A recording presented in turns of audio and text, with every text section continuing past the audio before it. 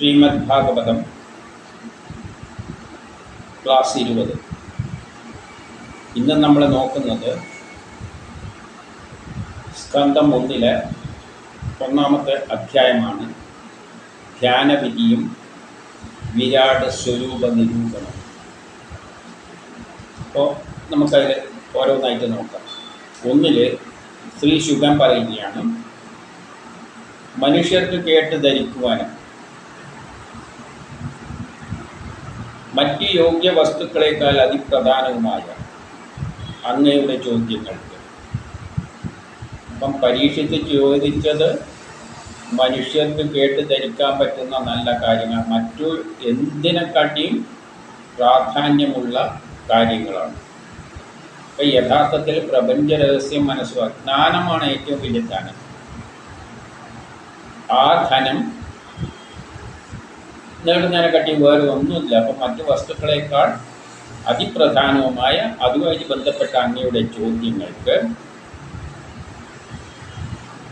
അപ്പം ലോകത്തിന് ഗുണപ്രദമാകുമാറുള്ള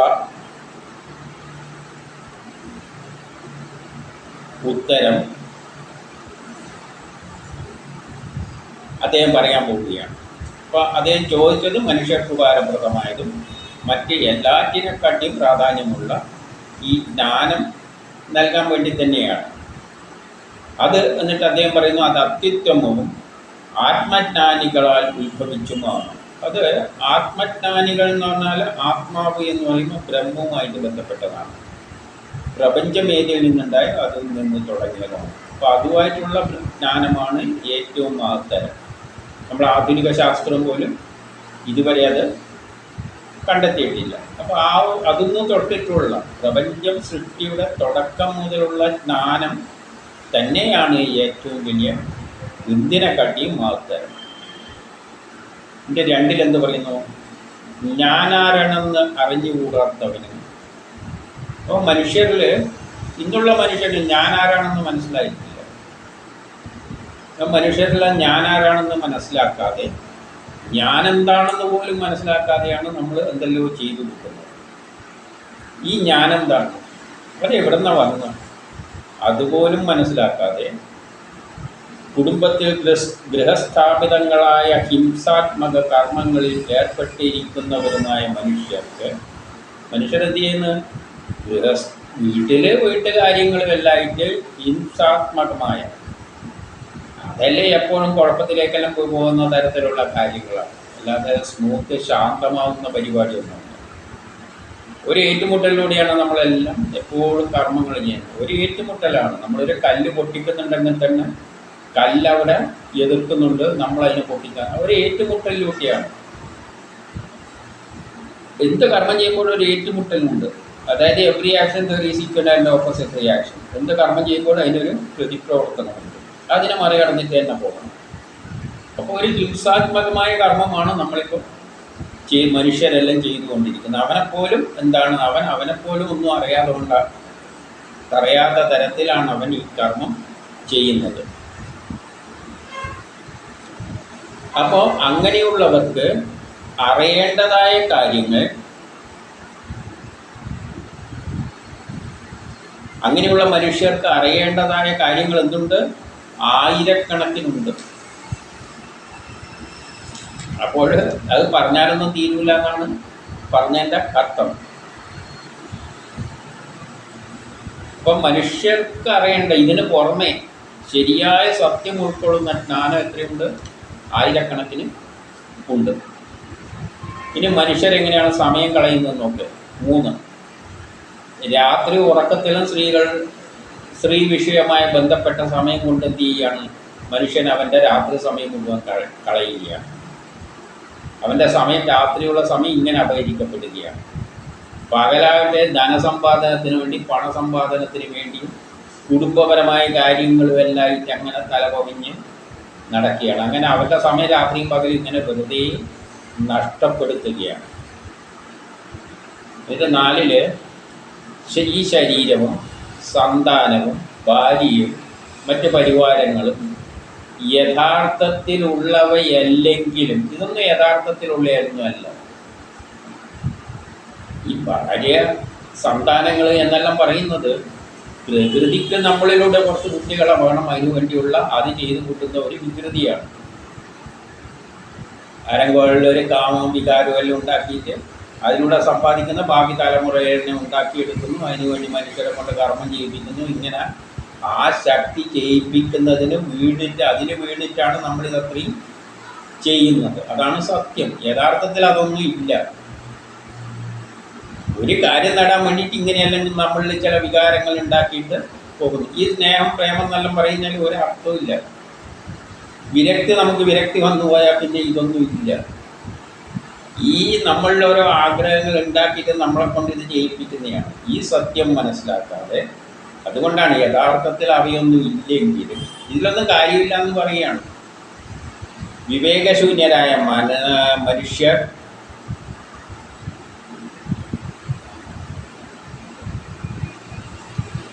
ഇതൊന്നും കാണാതെ ഇരിക്കുന്നു.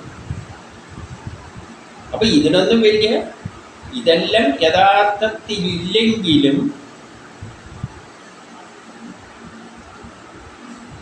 അവയുടെ വിനാശത്തെ കണ്ടിട്ടുകൂടി അവയെല്ലാം നശിക്കുന്നതാണെന്ന് മനുഷ്യൻ കാണുന്നുണ്ട്. ഈ കാമം, വേഗം, പ്രേമം, വികാരമെല്ലാം എത്ര കാലത്തേക്കുണ്ടായാലും കുറച്ചു കാലം കഴിയുമ്പോൾ അതെല്ലാം നശിക്കുന്നതാണ്. അനുഭവത്തിലൂടെ എല്ലാം തന്നെ ഇതിലൊന്നും വലിയ പ്രശസ്തി ഇല്ല എന്ന് കുറേ അങ്ങോട്ട് എത്തും തോറും നമ്മൾ മനസ്സിലായിക്കൊണ്ട് ഈ കാണുന്നതൊന്നും വലിയ പ്രശസ്തി ഇല്ല എന്ന് നമ്മൾ മനസ്സിലാക്കിയിട്ട് കൂടി വിവേകശൂന്യമായ മനുഷ്യർ എന്ത് ചെയ്യുകയാണ്? ഈ പറയുന്ന സത്യം മനസ്സിലാക്കാൻ തയ്യാറല്ല. അതായത് ഇതൊന്നും വലിയ ശാശ്വതമായ കാര്യമൊന്നുമല്ല, അതിൽ 100% ആത്മാർത്ഥമായ കാര്യങ്ങളൊന്നും അല്ല എന്നുള്ള കാര്യം മനുഷ്യന് പല അനുഭവങ്ങളിലൂടെയും മനസ്സിലാകുന്നുണ്ടെങ്കിലും ഇതൊന്നും കണ്ടിട്ടും കേട്ടിട്ടും മനുഷ്യനെന്ത് പറ്റുന്നില്ല, അവനിത് കാണാതെ പോലെ ഇരിക്കുകയാണ്. എന്നിട്ട് അവനും ഇതെല്ലാം തന്നെയാണ് ചെയ്യുന്നത്. എന്നിട്ട് 5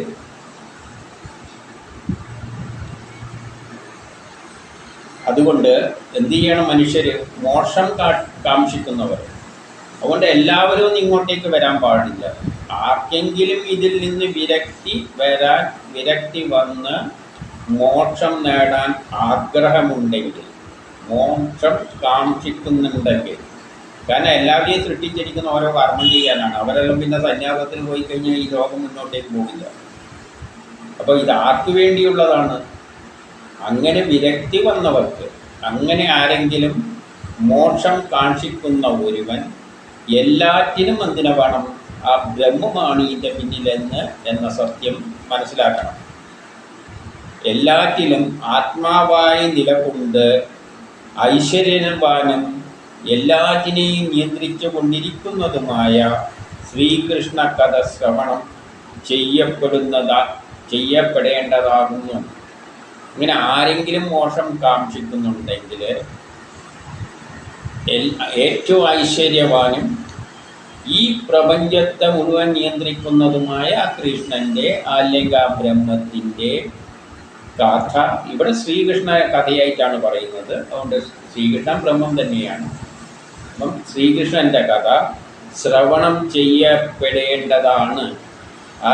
അതുമാത്രമല്ല കീർത്തനം ചെയ്യപ്പെടേണ്ടതാണ്, സ്മരണം ചെയ്യപ്പെടേണ്ടതാകുന്നു. ഇതെല്ലാം കേൾക്കുക, ചൊല്ലുക, അത് പാടുക, അല്ലെങ്കിൽ അതിനെപ്പറ്റി ആ ബ്രഹ്മത്തെപ്പറ്റി ഓർത്തുകൊണ്ടിരിക്കുക, ഇതെല്ലാം ചെയ്യേണ്ടതാകുന്നു. അതുകൊണ്ട് തത്വജ്ഞാനം കൊണ്ടും, അപ്പം ഈ ഇതാണ് തത്വജ്ഞാനം കൊണ്ട് ഉദ്ദേശിക്കുന്നത്. എന്ത്? പ്രപഞ്ചത്തിൻ്റെ പിന്നിലുള്ള രഹസ്യം. ഇതിൽ നിന്നാണ് പ്രപഞ്ചം ഉണ്ടായത്, എന്തിനു വേണ്ടിയാണ് ഉണ്ടായത്, നമ്മളെ എന്തിനാണ് സൃഷ്ടിക്കുക, ഈ ഞാൻ ആരാണെന്ന് എന്നീ തത്വങ്ങൾ മനസ്സിലാക്കിയിട്ട് യോഗാഭ്യാസം കൊണ്ടും, യോഗാഭ്യാസം എല്ലാം ചെയ്തു കഴിഞ്ഞാൽ നമുക്ക് നമ്മളെ മനസ്സിനെ നിയന്ത്രിക്കാൻ പറ്റുകയുള്ളൂ. ധർമാചരണ നിഷ്ഠ കൊണ്ടും, എന്നിട്ട് വേദങ്ങൾ നിർദ്ദേശിക്കുന്ന തരത്തിലുള്ള ധർമ്മം അനുഷ്ഠിച്ചുകൊണ്ടും. വേദത്തിൻ്റെ ധർമ്മം എന്താണ്? നമ്മൾ ചെയ്യുന്ന കർമ്മങ്ങൾ ആ ശക്തി കൈക്കൊണ്ട് ചെയ്തു കൊടുക്കുക. എനിക്ക് എന്ന ചിന്ത പാടില്ല. അങ്ങനെ ചെയ്യുന്നവർക്ക് അവസാനം എത്തിച്ചേരേണ്ടത് ഏതാണ്? ഈ പറയുന്നതാണ് അവസാന കാലത്ത് നാരായണ സ്മരണ ഉണ്ടാവുക. അപ്പം അവസാന കാലത്ത് എന്ന് പറയുമ്പോൾ ചെറുപ്പത്തിലെല്ലാം പല കർമ്മങ്ങളും എല്ലാം ഉള്ളത് കൊണ്ട് അതിനൊന്നും തല പോകില്ല. പക്ഷേ കുറേ അങ്ങോട്ടേക്ക് എത്തുമ്പോൾ കുടുംബമെല്ലാം പോറ്റി വളർത്തി മക്കളെല്ലാം വലുതായി കഴിയുമ്പോൾ വാനപ്രസ്ഥത്തിലും സന്യാസത്തിലേക്കും കിടക്കുമ്പോൾ ഈ കാലത്തെങ്കിലും ആ സ്മരണ അവരിൽ ഈ കാര്യങ്ങളെപ്പറ്റി ബോധം ഉണ്ടാകണം. ഇനി 7 തത്വജ്ഞാനികളായ ഋഷിമാർ മിക്കവരും വിധി നിഷേധമായ ശാസ്ത്രാനുസരണത്തിൽ നിന്നും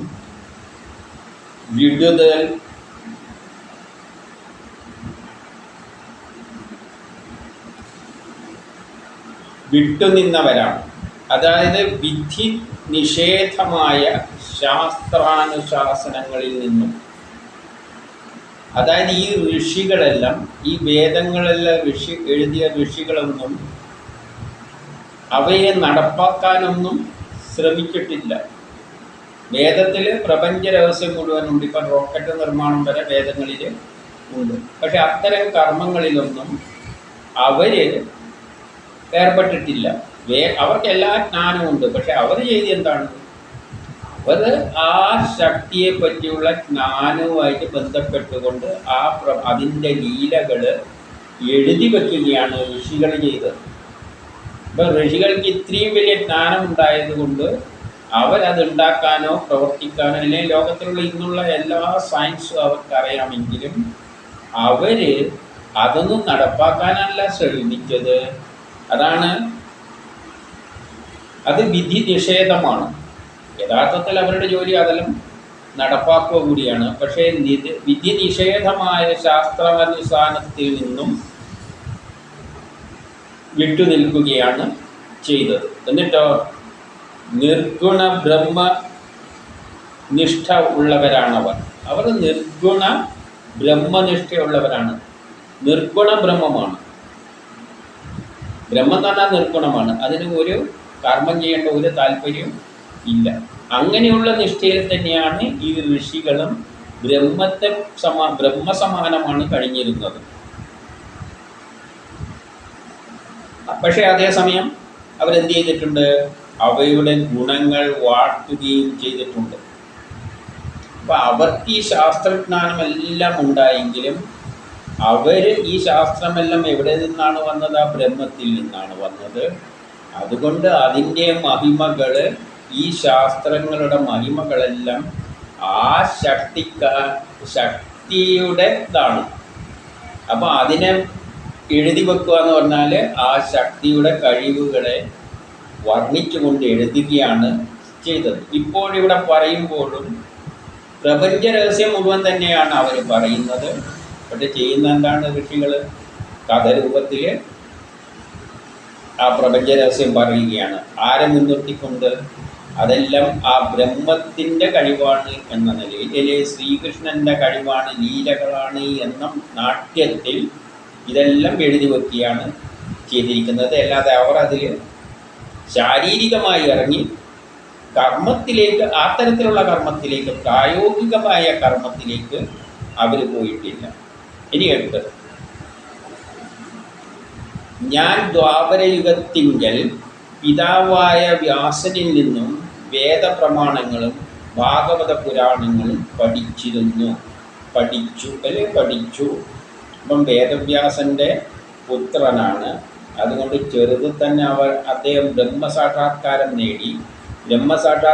നേടിക്കഴിഞ്ഞു കഴിഞ്ഞാൽ പിന്നെ ഇത്തരം കാര്യങ്ങൾ വേദം തന്നെ എടുത്ത് ദൂരെ കളയാനാണ് പറഞ്ഞിരിക്കുന്നത്. എന്നിട്ട് കൂടി വേദവ്യാസൻ്റെ മകൻ എന്ത് ചെയ്തു? ബ്രഹ്മസാക്ഷാത്കാരത്തിന് മുമ്പിലായിരിക്കും വേദവ്യാസൻ ചിലപ്പോൾ പഠിപ്പിച്ചിട്ടുണ്ടാവുക സയൻസ്, ഈ പ്രപഞ്ച രഹസ്യം മുഴുവൻ. പക്ഷേ അതിൻ്റെ ശേഷവും അദ്ദേഹം ഈ ഭാഗവതത്തിലല്ല ഇൻവോൾവാത്. എന്തുകൊണ്ടാണ്? യഥാർത്ഥത്തിൽ അത് പാടില്ലായിരുന്നു. പക്ഷെ എന്തുകൊണ്ടാണ് പറയുന്നതെന്ന് വെച്ചാൽ 9-10 ഗുണാതീതനായ സച്ചിദാനന്ദ സ്വരൂപത്തിൽ ഉറച്ചിരിക്കുന്നവനെങ്കിലും ഞാൻ ഗുണമൊന്നുമില്ലാതെ ആ സച്ചിദാനന്ദ സ്വരൂപത്തിലാണ് ഉറച്ചിരിക്കുന്നത്. ആ സച്ചിദാനന്ദത്തിന് ഗുണമൊന്നുമില്ല, ഒരു രൂപമില്ല, അതൊന്നും ചെയ്യുന്നുമില്ല.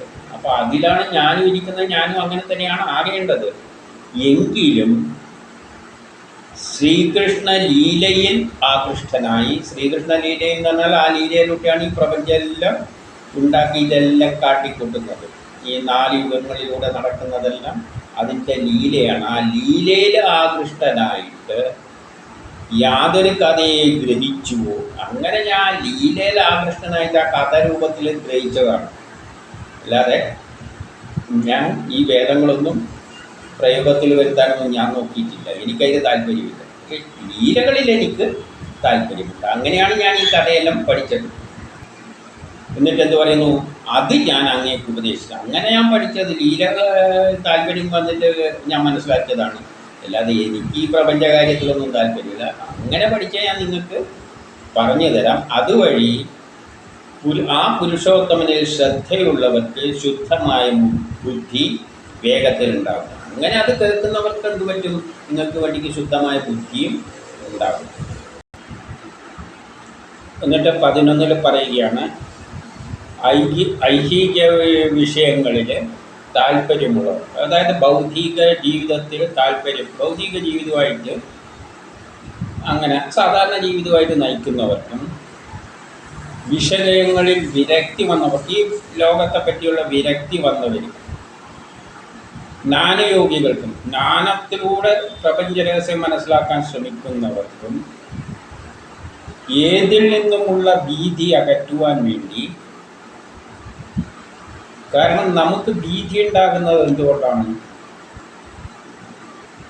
അധികവും ഭാവിയിൽ എന്തെങ്കിലും മോശമായ എന്തെങ്കിലും സംഭവിക്കുമോ എന്നുള്ള ഭയമാണ്. ഏറ്റവും വലിയ ഭീതി എന്ന് പറഞ്ഞാൽ മരണ ഭയമാണ്. ഈ മരണത്തെ തന്നെ ഭയക്കേണ്ട ആവശ്യമില്ല. എന്തുകൊണ്ട്? നമ്മൾ ചെറുപ്പത്തിൽ വളരെ ആക്റ്റീവാണ്, വയസ്സാകുമ്പോൾ നമ്മൾ ഒന്നിനും കൊള്ളാതാവുകയാണ്. അപ്പോൾ നല്ല പരിപാടി എന്താണ്?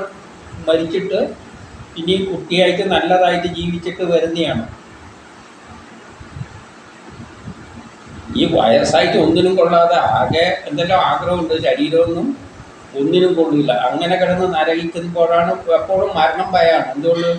ഈ ഉള്ള ഈ ശരീരം, തൊലഞ്ഞ ശരീരമാണെങ്കിൽ അതെങ്കിലും നഷ്ടപ്പെട്ടു പോലെന്നുള്ള ഭയമാണ്. എന്നാൽ വേദങ്ങൾ എന്താണ് പറഞ്ഞു തരുന്നത്? ഇതിലൊന്നും കാര്യമില്ല, മരിക്കും, പിന്നെ വേറൊരിടത്ത് ജനിക്കും, അപ്പം തരം നല്ല ആക്റ്റീവായി മാറും, വയസ്സാകും. അപ്പം അത് മനസ്സിലാക്കാൻ ഉൾക്കൊള്ളാൻ പറ്റുമെങ്കിലും നമുക്ക് മരണത്തിനെന്തിനാണ് ഭയക്കുന്നത്? നാളെ ജനിക്കാൻ പോകുന്ന വേറെ എവിടെയെങ്കിലും നല്ല സുഖം, ഇതിനെക്കാട്ടി എന്തായാലും വയസ്സന്മാരെക്കാട്ടി നല്ലതായിരിക്കുമല്ലോ കുട്ടികളായിട്ട് ജനിക്കുന്നത്. അപ്പം മരണഭയം എന്തിനാണ്? അതേപോലെ തന്നെ ആ ശക്തിയാണ് നമ്മളിലോട്ട് ഇരുന്ന് നമ്മളെ നയിക്കുന്നതെങ്കിൽ നമ്മളെന്തിനാണ് പേടിക്കുന്നത്? നമ്മളൊരു പ്ലെയിൻ ഓടിക്കുമ്പോൾ നമ്മൾ പേടിച്ചിരിക്കേണ്ട കാര്യമൊന്നുമില്ല. കാരണം നമ്മളെന്താണ് ധൈര്യത്തിൽ ഓടിക്കുന്നവൻ കൊണ്ടുപോയിട്ടുണ്ട്, അവനതിനുള്ള കഴിവുണ്ട്. അതുമാതിരി അത് മനുഷ്യനാണ്. പക്ഷെ ഇത് ആ ശക്തിയാണ് നമ്മളെ ജനിപ്പിച്ച് കൊണ്ടുപോയി നമ്മളെ കൊണ്ട് കർമ്മം ചെയ്യിപ്പിച്ചിട്ട് കർമ്മം ചെയ്യുമ്പോൾ ഇല്ലാതാക്കുന്നത് എന്ന് മനസ്സിലാക്കിയാൽ നമുക്കിപ്പോൾ പിന്നെ ഭയം ഉണ്ടാവില്ല.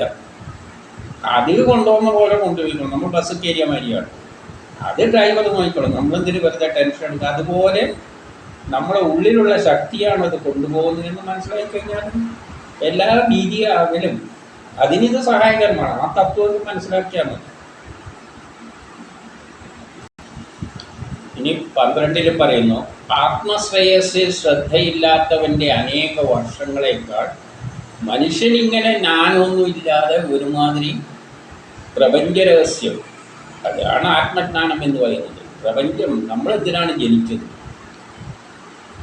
ആരാണ് ജനിപ്പിച്ചത്, എന്തിനു വേണ്ടിയാണ് ജനിച്ചത്, ഇതിൻ്റെ പിന്നിലുള്ള തത്വങ്ങൾ അറിയാതെ നമ്മൾ നമ്മളെന്നുള്ള ഞാൻ എല്ലാം ഞാനാണ് എന്ന നിലയിൽ ജീവിക്കുമ്പോൾ അങ്ങനെ എത്രയോ വർഷങ്ങൾ ജീവിക്കുന്നതിനെക്കാട്ടിയും നല്ലത് 2 നേരത്തേക്കെങ്കിലും ആ ജ്ഞാനം മനസ്സിലാക്കുന്നതാണ്. 2 നാഴിക നേരം, 2 നാഴിക നേരത്തിനുള്ളിൽ ഈ സത്യം മനസ്സിലാക്കി കഴിഞ്ഞാൽ ആ സമയമാണ് ശ്രേഷ്ഠം. അല്ലാതെ എത്രയോ വർഷം ജീവിച്ചിട്ട് കാര്യമൊന്നുമില്ല. ഈ ജ്ഞാനം നേടണം. ശാസ്ത്രജ്ഞന്മാർ പ്രപഞ്ചം ഏതിൽ നിന്നുണ്ടായോ എന്ന് ഗവേഷണം എത്രയോ അവരുടെ ജീവിതം തന്നെ അതിനു വേണ്ടി മാറ്റി വെച്ചിട്ടുണ്ട്. അവർ ആ ജീവിതം തന്നെയാണ് മാറ്റിവെച്ചത്. ആ ജ്ഞാനം വേദങ്ങളിലൂടെ നമുക്ക് മനസ്സിലാക്കാൻ പറ്റുമെങ്കിൽ അതിന് 2 നാഴിക തന്നെ അധികമാണെന്നാണ് പറയുന്നത്. ആ 2 നാഴിക മതി ആ ജ്ഞാനം നേടാൻ. അത് ഏറ്റവും ശ്രേഷ്ഠമാണ്. അത് ശ്രേയസ്സിന് ഉതകും. അത് നേടിക്കഴിഞ്ഞാൽ പിന്നെ നമുക്ക് ശ്രേയസ്സുമാണ്.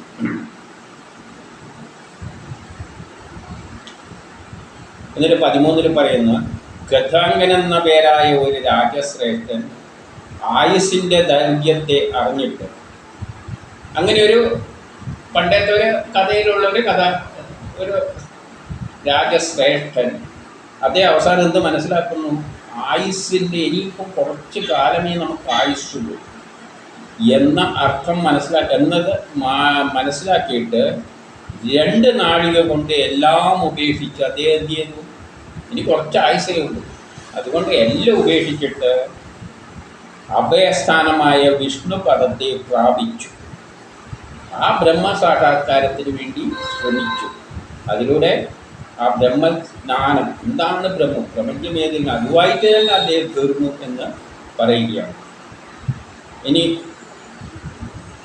14 ശ്രേഷ്ഠനായ അങ്ങേക്കിനി 7 ദിവസമാണ് ബാക്കിയുള്ളത്. 7 ദിവസത്തിനുള്ളിൽ പാമ്പ് തക്ഷം കടിച്ച് മരിക്കുന്നതാണല്ലോ.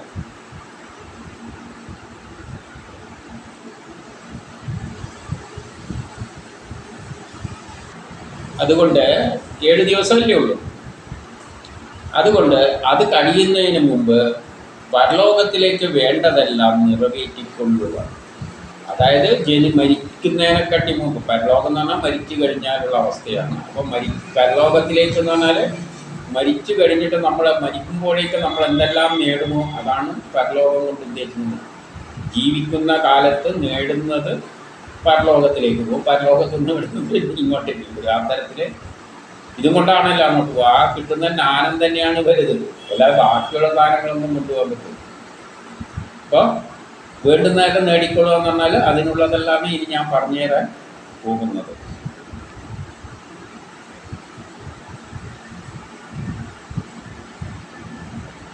ഇനി 15 മരണകാലം വന്നു ചേരുമ്പോൾ, അപ്പോൾ ഒരു വ്യക്തിക്ക് മരണത്തോടടുക്കുമ്പോൾ, നമ്മൾ മരിക്കുകയാണ് എന്നുള്ള ചിന്ത വരുമ്പോൾ മനുഷ്യന് നിർഭയനായിട്ട് പിന്നെ ഭയം ഉണ്ടാവില്ല. ശരീരത്തെ സംബന്ധിക്കുന്ന താല്പര്യത്തെ സംബന്ധിക്കുന്ന കാര്യങ്ങളിലെല്ലാം വിരക്തി ഉണ്ടാകും. അപ്പോൾ വിരക്തി ഉണ്ടാകാൻ പറ്റുന്ന ഏറ്റവും നല്ല സമയം മരണത്തെ സമീപിക്കുന്ന സമയമാണ്. മരണത്തെ സമീപിക്കുമ്പോൾ നമുക്ക് പൊതുവെ വിരക്തി വരും. ഞാനിപ്പോൾ 2 ദിവസം ജീവിക്കുന്നു കണ്ടു കഴിഞ്ഞാൽ പിന്നെ നമുക്കൊന്നിലും താല്പര്യം ഉണ്ടാവില്ല. അപ്പം വിരക്തി വരും. അപ്പം വിരക്തിയുള്ള ഏറ്റവും നല്ല വഴി എന്താണ്? മരണത്തെ സമീപിക്കുമ്പോഴാണ്. അപ്പം പരീക്ഷത്തിന് 7 ദിവസമേ ഉള്ളൂ. അപ്പോൾ അദ്ദേഹത്തിന് സ്വാഭാവികമായി വിരക്തി വന്നു. അതായത് മരിക്കാൻ കിടക്കുന്നവർക്ക് പെട്ടെന്ന് വിരക്തി വരും. കാരണം ജീവിതത്തിൽ ഇനി എന്തായാലും മരിക്കുന്നത് ഉറപ്പിച്ചു കഴിഞ്ഞാൽ ആ ഉറപ്പില്ലാതെയാണ് ആഗ്രഹം വെച്ച് ഇങ്ങനെ നടക്കുന്നത്. പക്ഷേ ഇതായത് 2 ദിവസം കൊണ്ട് ഇതിൻ്റെ ഉറപ്പാണ്, 100% മരണം എന്ന് പറഞ്ഞാൽ പിന്നെ നമുക്ക് ജീവിതത്തോടുള്ള വിരക്തി വരും, പിന്നെ ഒന്നിലും താല്പര്യം ഉണ്ടാവില്ല. അപ്പം വിരക്തി വരാനുള്ള ഏറ്റവും നല്ല പരിപാടി മരണത്തെ സമീപിക്കുമ്പോഴാണ്. അപ്പം ആ വിരക്തിയാൽ എന്ത് ചെയ്യണം? ആ ആയുധത്താൽ നീ മറ്റുള്ള എല്ലാത്തിനെയും അറുത്ത് കളയുവാനാകും. അതായത് ഈ ബന്ധങ്ങളെയെല്ലാം അറുത്ത് കളയുവാൻ, ഈ സംസാരവുമായിട്ടുള്ള ബന്ധത്തെ അറുത്ത് കളയുവാൻ അങ്ങനെയുണ്ടാകുന്ന വിരക്തി സഹായിക്കും. അതുകൊണ്ടാണ് സന്യാസത്തിന് പോകുമ്പോൾ വിരക്തി ഉണ്ടായാലേ പോകാൻ പറ്റുകയുള്ളൂ. ഇനി 16 എന്ന് പറയുന്നു ഗൃഹത്തിൽ നിന്നും ദൂരെ പോയി. അപ്പം വിരക്തി ഉണ്ടായാൽ പിന്നെ ചെയ്യേണ്ടത് ഗൃഹം വിടുക. വിരക്തി ഉണ്ടായാൽ പിന്നെ വീട്ടുകാരനുമില്ല, ഒന്നുമില്ല. അപ്പം ഗൃഹത്തിൽ നിന്നും ദൂരെ പോയി ശുദ്ധമായ സ്ഥലത്ത്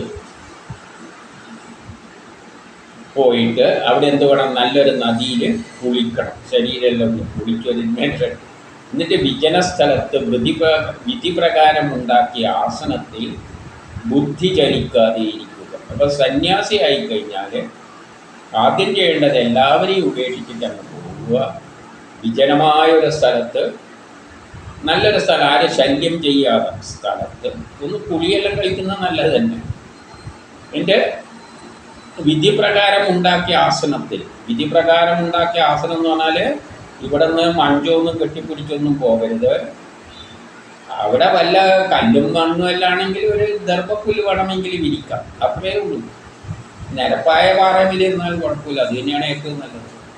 അല്ലെ നദീതീരത്തിൽ മണലിരിക്കാനും വലിയ കുഴപ്പമില്ല. അതിനെ പറ്റുന്നില്ലെങ്കിൽ വേണമെങ്കിൽ ഒരു ദർഭപ്പുല്ലെല്ലാം വിരിച്ചിട്ട് അവിടെ എന്ത് വേണം, ആസനത്തിൽ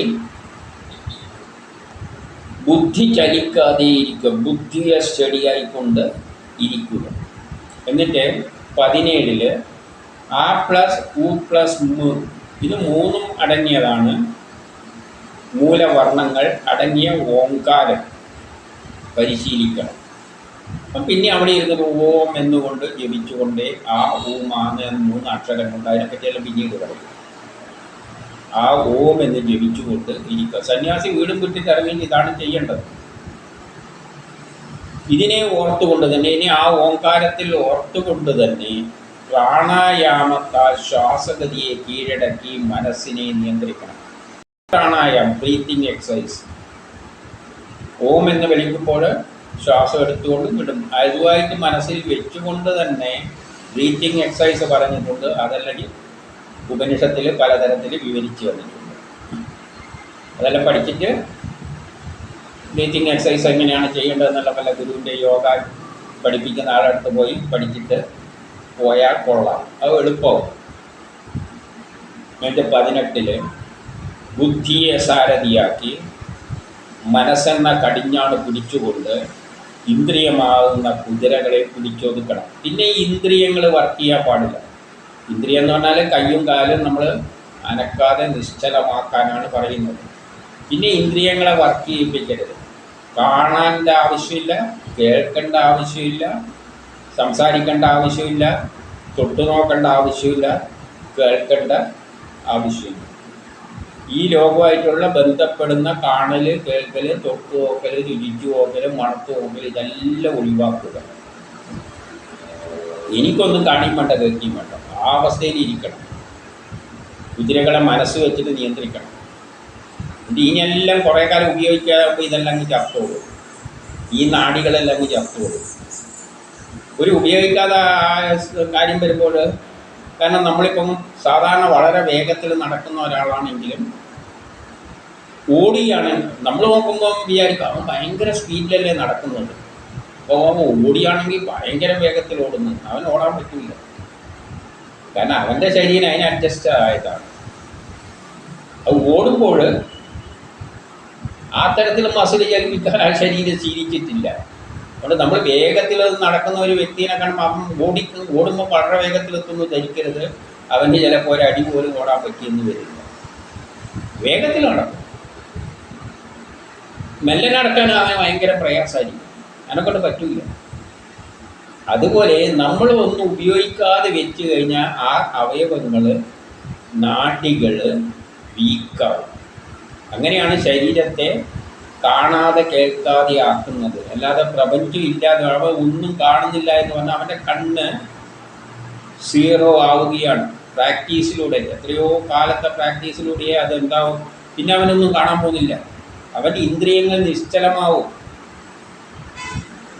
എന്നിട്ട് കർമ്മവാസനകളാൽ ഉഴലുന്ന മനസ്സിനെ ബ്രഹ്മ സ്വരൂപത്തിൽ ഒതുക്കുക. നമ്മളെ കർമ്മവാസന എന്തെങ്കിലും ചെയ്യണം എന്നെല്ലാം തോന്നുന്നതിനെല്ലാം ബ്രഹ്മത്തിലേക്ക് ഒതുക്കണം. നമ്മുടെ മനസ്സിൽ ഒന്നും ചിന്തിക്കാൻ പോലും, എന്തെങ്കിലും ചെയ്യേണ്ട കാര്യമെല്ലാം പിന്നെ ഒന്നും ചെയ്യാനില്ല.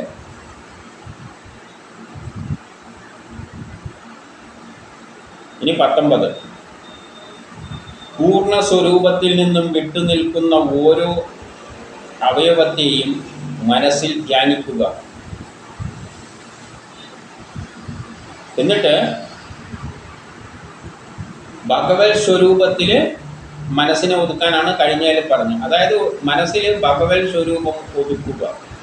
മറ്റുള്ള കാര്യങ്ങൾ ഓർക്കാതിരിക്കാൻ വേണ്ടിയുള്ള ഒരു വഴി നമ്മൾ മനസ്സിൽ ഭഗവാന്റെ ഏതെങ്കിലും ഒരു ഭഗവാന്റെ, കൃഷ്ണനാണെങ്കിൽ കൃഷ്ണൻ, ഏതായാലും കുഴപ്പമില്ല, എന്തായാലും കുഴപ്പമില്ല,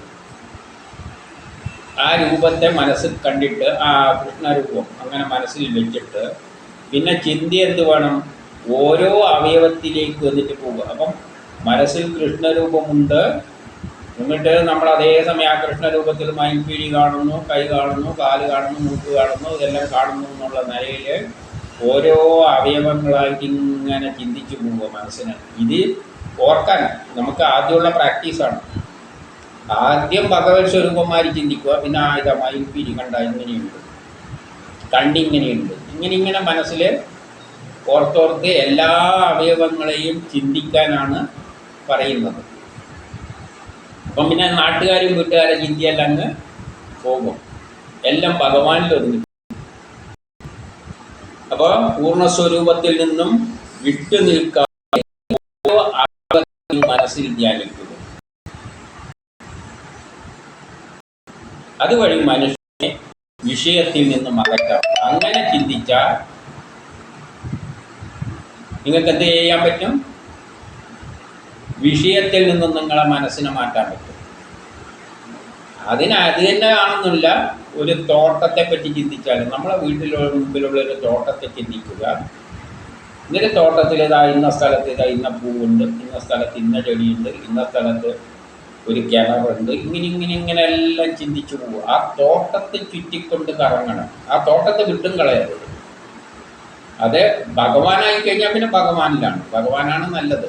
ഏതെങ്കിലും ഒരു പടം അങ്ങനെ ചിന്തിച്ചുകൊണ്ടിരുന്നാൽ ഇത് ഒരു നേരം ഇരിക്കാൻ 10 മിനിറ്റ് നേരത്തേക്കല്ല, ഇനി ജീവിതകാലം മുഴുവൻ ചെയ്യേണ്ട കാര്യം പറയുന്നു. അപ്പോൾ അങ്ങനെയാകുമ്പം പിന്നെ നമ്മൾ അവയെല്ലാം എന്തായി പോയി. ഇതാണ് സന്യാസത്തിലേക്ക് പോകാനുള്ള വഴി, യോഗയിലുള്ള. അപ്പോൾ ഇതെല്ലാം തന്നെയാണ് സമാധിയിലേക്ക് പോകേണ്ടവരും ചെയ്യേണ്ടത്. അതൊന്നും വീട്ടിലിരുന്നിട്ട് ആളുകൾ വെള്ളം കൂട്ടുന്നിടത്തൊന്നും ഇത് നടക്കുന്ന കാര്യമല്ല. അതുകൊണ്ട് ആദ്യം വിട്ടിറങ്ങിക്കോളണം.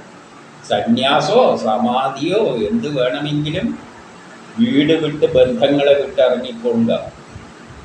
എന്നിട്ട് വിജനമായ സ്ഥാനത്ത് ഇങ്ങനെ ഇരുന്നിട്ട് ഇതും ചിന്തിച്ചുകൊണ്ട് അങ്ങനെ ഇരുന്നാൽ മതി. ഭഗവത് സ്ഥാനത്ത് പ്രതിഷ്ഠിക്കുക. ഇനി 20, തൻ്റെ മനസ്സ് രജോ തമോ ഗുണത്താലോ മയക്കത്താലോ ആയാൽ ചിലപ്പോൾ എന്ത് പറ്റും, അതിൻ്റെ ഇടയ്ക്ക് വല്ല രജോ ഗുണവും തമോ ഗുണം. രജോ ഗുണം എന്ന് പറഞ്ഞാൽ വേറെ എന്തെങ്കിലും ചെയ്യണം എന്ന് തോന്നുക. തമോ ഗുണം എന്ന് വെച്ചാൽ വല്ലവർക്കും വേണ്ട പിന്തിരിഞ്ഞോട് മതി എന്തിനതിനെല്ലാം ഇറങ്ങുന്നു എന്ന ഒരു ചിന്ത വരിക. വില അവിടെ കിടന്നൊരു ഉറങ്ങിപ്പോവുക. ചിലപ്പോൾ ഉറങ്ങിയും പോകും. ഇങ്ങനെ ചിന്തിച്ചുകൊണ്ടിരിക്കുമ്പോൾ ഉറങ്ങിപ്പോകും. ഇങ്ങനെ സംഭവിക്കുകയാണെങ്കിൽ പിന്നെ ആദ്യമേ ഇതേമാതിരി തന്നെ കോൺസെൻട്രേറ്റ് ചെയ്തിട്ട് സ്വീകരിക്കണം. ചിലപ്പോൾ ഇത് വിട്ടുപോകും. ആദ്യമൊന്നും ഇങ്ങനെ കുറച്ച് സമയമൊന്നും നിൽക്കാൻ പറ്റില്ല. അങ്ങനെ പ്രാക്ടീസ് ചെയ്ത് കുറേ മാസങ്ങളെല്ലാം കഴിയുമ്പോൾ നമ്മളെ മനസ്സ് ഏകദേശം ആ രൂപത്തിൽ എത്തും. അപ്പോഴേക്ക് ഈ ശരീരമെല്ലാം വട്ടപ്പൂറ്റിയാവും. പിന്നെ ശരീരമൊന്നും ഒന്നിനും എടുക്കാനും പറ്റില്ല. കണ്ണ് പോലും ഉപയോഗമില്ലാതെയായി മാറും. കാരണം രക്തോട്ടം എല്ലാം കുറയും. നമ്മളെ ആകെ ശരീരം ഉപയോഗിക്കുന്ന അതേ ഉള്ളൂ, ഇവിടെ വെച്ചിട്ടുള്ള ഇതാണ്. പിന്നെ അവിടെയുള്ള രക്തോട്ടം എല്ലാം യഥാർത്ഥത്തിൽ ബാക്കിയുള്ള എല്ലാം ശരീരത്തിന് തന്നെ മനസ്സിൽ ഇതിനെ കൊണ്ടൊരു ആവശ്യമില്ല.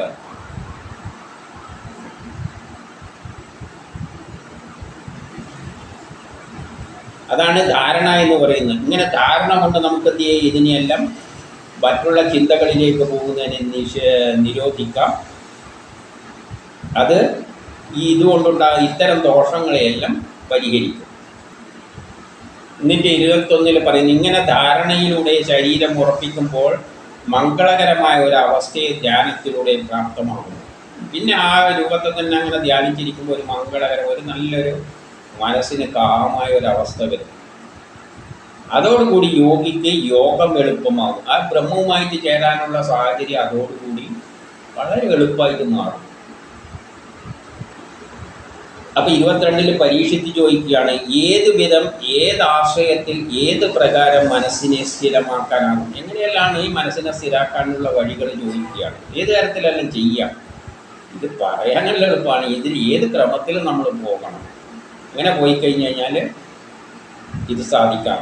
മനസ്സിലെ മാലിന്യങ്ങൾ എങ്ങനെ എളുപ്പത്തിൽ നീക്കാം. അങ്ങനെ മനസ്സിൽ മാലിന്യം എന്ന് പറഞ്ഞാൽ മറ്റുള്ള ചിന്തകൾ, വീടിനെ പറ്റിയുള്ള ചിന്ത, ബന്ധുക്കളെ പറ്റിയുള്ള ചിന്ത, അല്ലെങ്കിൽ നമുക്ക് പണത്തെ പറ്റിയുള്ള ചിന്ത, ഇങ്ങനെയെല്ലാം ഉള്ള മാലിന്യങ്ങൾ കളയാൻ ഏത് എളുപ്പത്തിൽ എങ്ങനെയാണ് സാധിക്കുമെന്ന് കേൾക്കുമ്പോൾ 23 ശ്രീകൃഷ്ണൻ പറഞ്ഞു കൊടുക്കുകയാണ്, ശുഗൻ പറയുകയാണ്, യോഗാസനങ്ങൾ ഉറപ്പിച്ച് യോഗാസനം പ്രാക്ടീസ് ചെയ്യുക, പ്രാണായാമം കൊണ്ട് അതിന് ബ്രീത്തിങ് എക്സസൈസ് ആദ്യം ചെയ്യുക, ശ്വാസത്തെ പിന്നെ നിയന്ത്രിക്കുക, ഈ ശ്വാസത്തെ നമ്മളെ കൺട്രോളിലാക്കുക, വിഷയാസക്തിയെ ജയിച്ച് ലോകകാര്യങ്ങളിലുള്ള ശ്രദ്ധയെല്ലാം നമ്മിൽ നിന്നും അകറ്റി, പിന്നെ നമ്മൾ ആരെപ്പറ്റിയും ചിന്തിക്കുന്നില്ല.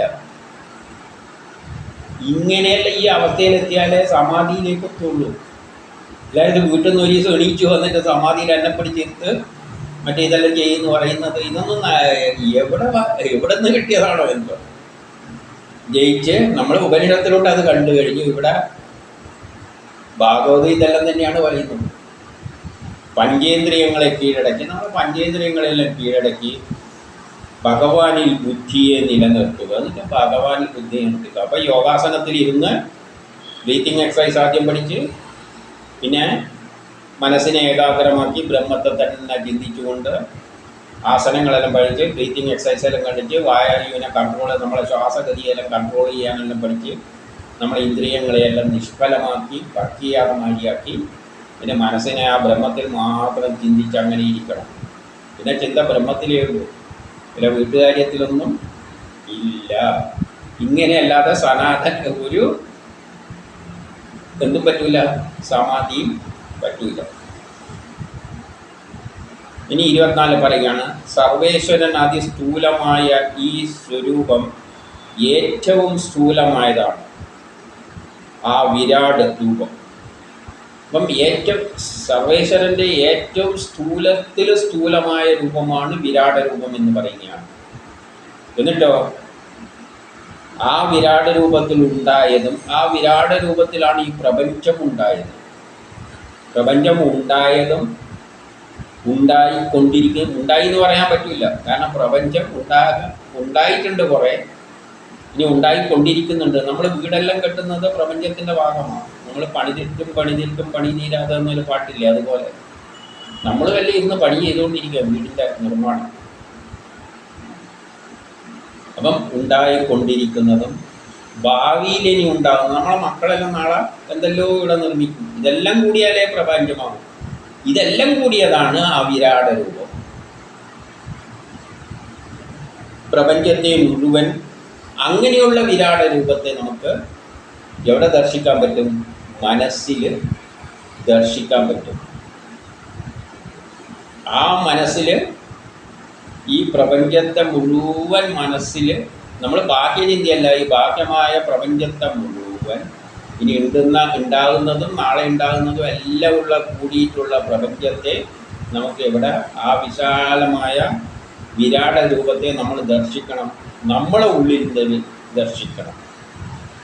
അപ്പം നമ്മളെ ഉള്ളിൽ അത് ദർശിക്കണ്ടെങ്കിൽ ആ പ്രപഞ്ചം തന്നെയാണ് നമ്മൾ എന്ന നിലയിൽ ഒരു കമ്പാരിറ്റീവ് കമ്പാരിസൺ ചെയ്തുകൊണ്ട് പ്രപഞ്ചത്തിൽ എന്തെല്ലാം ഉണ്ടോ അത് നമ്മളെ ശരീരത്തിൽ ഓരോന്നായി പറഞ്ഞുകൊണ്ട് പോവുകയാണ്. അങ്ങനെ ചിന്തിക്കുക. അപ്പോൾ പ്രപഞ്ചം മുഴുവൻ നമ്മൾ ഉള്ളിലേക്കാക്കി മാറ്റുകയാണ്. പിന്നെ നമ്മൾ തന്നെ പോയി ബ്രഹ്മത്തിൽ പോയി ചേരുകയാണ്. അപ്പം പ്രപഞ്ചത്തിലുള്ള എല്ലാം നമ്മളിലുള്ളത് അതാണ് എന്ന് സങ്കല്പിക്കുകയാണ്. എന്നിട്ട് അതാണ് വിരാട് രൂപം. ഏത്? കൃഷ്ണൻ്റെ. ഇത് 25 പറയുന്നു, 7 ആഭരണങ്ങളോട് കൂടിയതും ബ്രഹ്മാണ്ഡകാരത്തോടു കൂടിയതുമായ ആ ശക്തി ഈ ശരീരത്തിൽ വൈരാജൻ എന്ന നാമത്തിൽ വ്യവഹരിക്കുന്നു.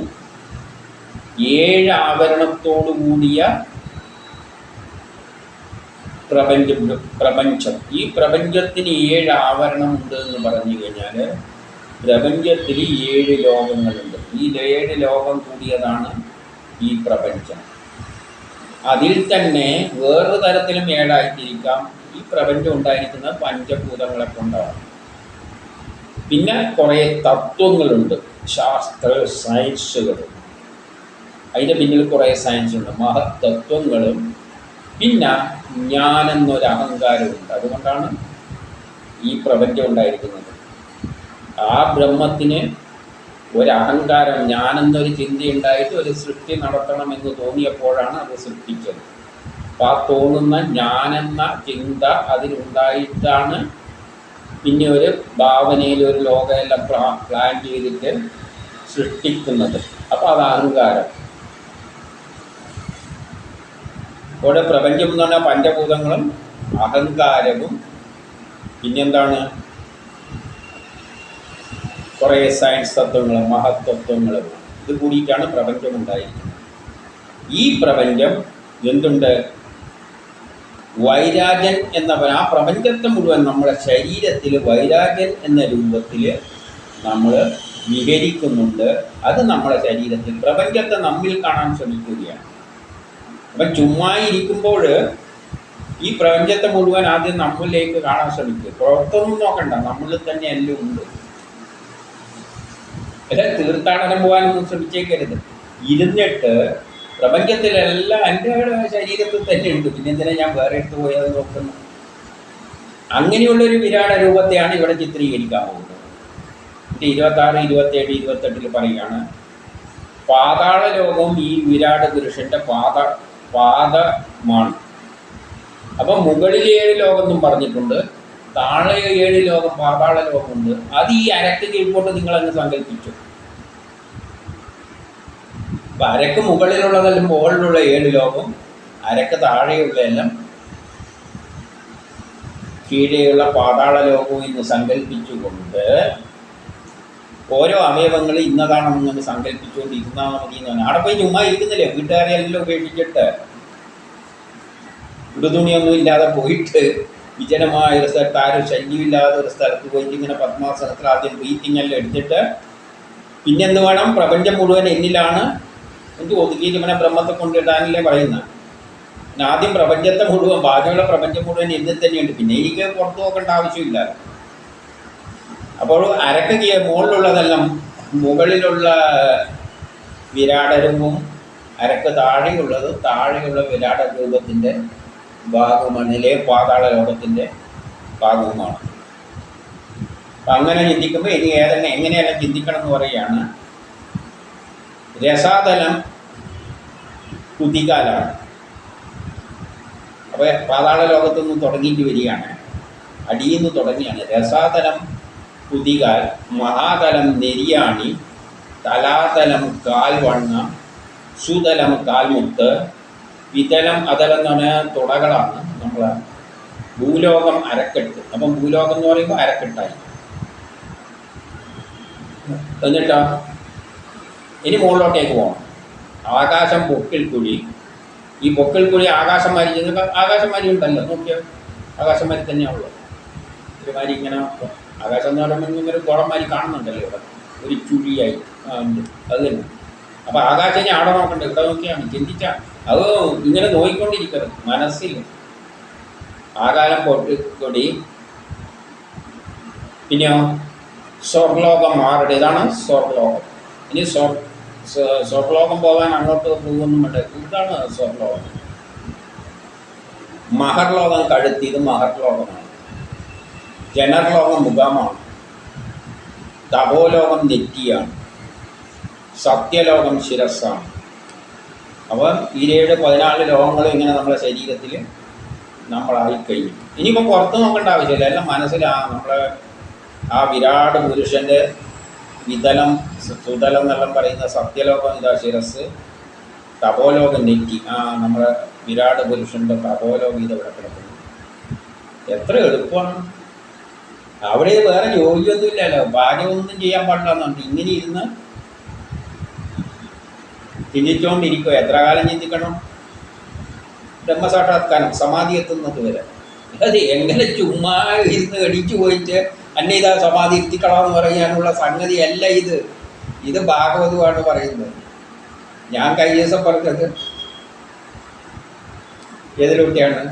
ഉപനിഷത്ത്, ജാമ്പാല ദർശന ഉപനിഷത്താണ്. എല്ലാം പറയുന്നതേ ഉള്ളൂ. ഇതിൽ നിന്ന് വേറെ വഴിയൊന്നുമില്ല. സന്യാസിക്ക് പരിപാടി ഇതാണ്, പോയി എവിടെയെങ്കിലും പോയി ഇരിക്കും, ആൾ കാണാതെ എത്തില്ല. ആളുള്ള അടുത്താണെങ്കിൽ ഇതൊന്നും കാണാൻ പറ്റും. ഈ ചിന്ത എങ്ങനെ പോകും? കാറും ബസ്സും എല്ലാം, പ്ലെയിന് പോലും പോകുമ്പോൾ ശല്യം ചെയ്യും. അതുകൊണ്ട് പ്ലെയിന് പോലും പോകാതെ പല സ്ഥലം ഉണ്ടെങ്കിൽ നദികളെ വെള്ളം ഒഴുകാതെയുള്ള സ്ഥലമായിരിക്കണം, ശാന്തമായ സ്ഥലം. ഇനി 29 മുതൽ ഇന്ദ്രാദി ദേവകളെല്ലാം കൈകളാണ്.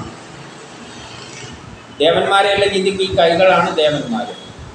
കാരണം ഇതെല്ലാം കൂടിയാണ് വിരാടാപുരുഷൻ, എല്ലാം കൂടിയിട്ടുള്ളതാണ് പ്രപഞ്ചം. ദിനം എന്ന് പറയുന്നത് കാതാണ്, ശബ്ദം എന്ന് പറഞ്ഞാൽ ശ്രവണമാണ്, അശ്വനി കുമാരന്മാർ നാസാപുടങ്ങളാണ്, ഗന്ധം ഘ്രാണേന്ദ്രിയം, അഗ്നി വായ.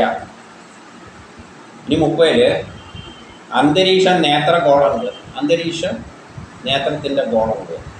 സൂര്യൻ കണ്ണ്, കണ്ണിനെ സൂര്യനായിട്ട് കാണാം. ആ സൂര്യൻ ഉണ്ടോ എന്ന് എഴുതാൻ എൻ്റെ കണ്ണിതാ സൂര്യൻ. ആരെ കണ്ണ്? ആ വിരാട് രൂപത്തിൻ്റെ കണ്ണാണ് എൻ്റെ കണ്ണ്. രാത്രി പകൽ കണ്ണിങ്ങനെ ചിമ്മുന്നുണ്ടല്ലോ, അതാണ് രാത്രി പകൽ. പുരികക്കൊടി ബ്രഹ്മാവിൻ്റെ സ്ഥാനമാണ്. ജലം അണ്ണാക്കാണ്, അണ്ണാക്കാണ് ജലമായിട്ട് കാണുന്നത്. രസം രസനേന്ദ്രിയം. ഇനി 31, 32, 33, 34, 35 വേദങ്ങൾ എന്ന ഭഗവാന്റെ ബ്രഹ്മരന്ധ്രം. യമൻ നറ്റി പള്ളി, തെറ്റപ്പല്ല്, പുഞ്ചിരി മായ. നമ്മൾ ഈ പുഞ്ചിരി എന്നത് നമ്മളെ മായ, ആ കൃഷ്ണൻ്റെ മായാസ്വരൂപം.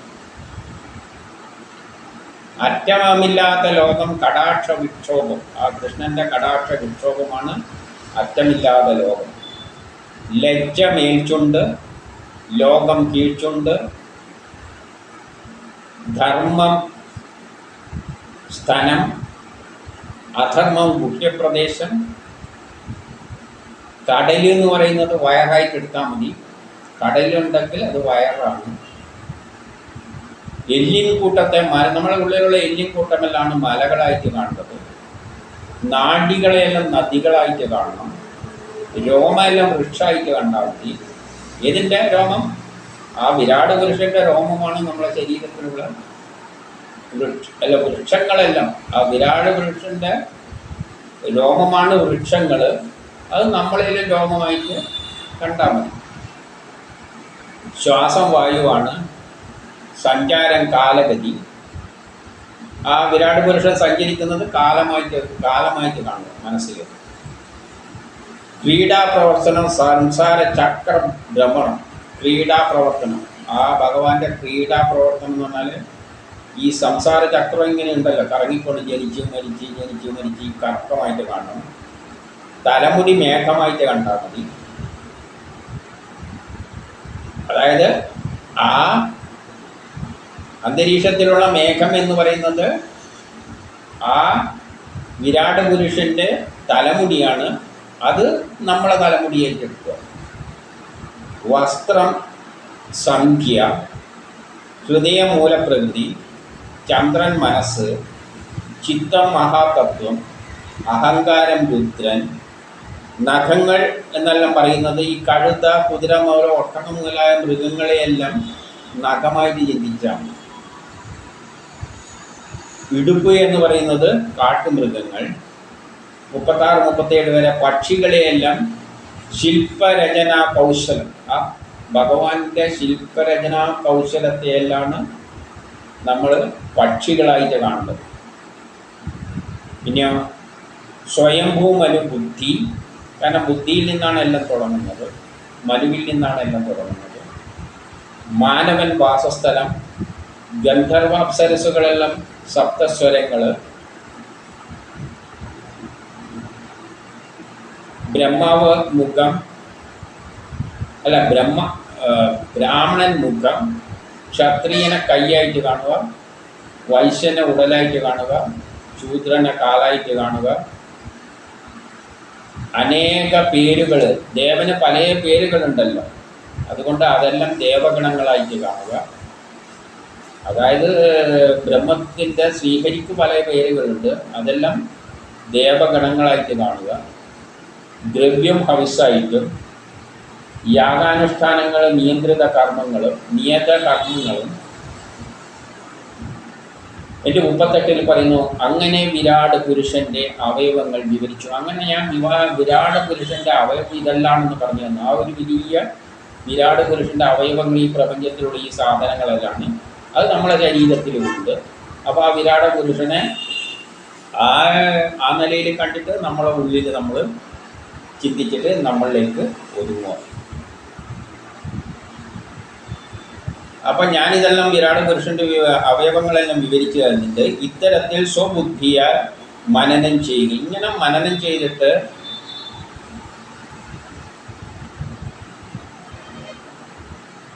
ഇതിൽ നിന്നും അന്യമായിട്ട് ഒന്നുമില്ല എന്ന് ചിന്തിക്കുകയും വേണം.